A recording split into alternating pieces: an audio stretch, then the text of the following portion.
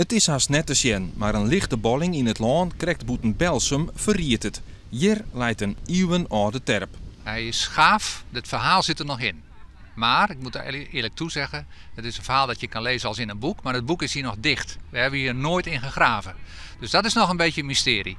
Maar wat we wel weten, is dat het verhaal van al die middeleeuwse boeren hier rond Berlicum, dat hier nog zit. Berlicum was bijna een stad vroeger, dus dat was een en al handel en nijverheid. Nou, misschien vertelt deze terp ook dat nog. Op de terp wordt de keerpoerinkomst tekenen. De boer en de deputaire, maar ook de squalbijn uit Belsum, maat een handtekening zetten. Want de terp moet bewaren worden voor haar toekomst. Daarna krijgen de band Amerkes met gas siert en zitten ze de terp op een nij in. Wij vinden het belangrijk dat de terpen beschermen worden. Daar hebben we een heel soort van in Friesland, meer dan 200. En de sjors dat maar toch het ploegen van het beboortje van die terpen is heel stadig afsluiten. Nou, nu hebben we een aantal belangrijke terpen op de lijstje staan en wij zullen zien dat we daar de komende jaren wat maar kennen.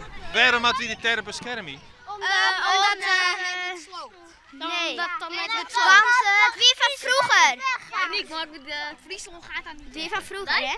Hoeveel terpen uiteindelijk moeten je zijn in hun hand krijgen? Nou, wij denken ons aan 1-2 per jaar. Nou, en we hebben een budget van 1,6 miljoen. Daar starten we mee en dit is echt bedoeld om ook ondervinding op te doen van wat werkt het wel en wat werkt het net. En doen we dat met de Rijksdienst voor Cultureel Erfgoed. Zoals de terp jet iets us beschermen, bescherm je de band de terp nou. En waar zij dat band net interesseert binnen in skiëtnis?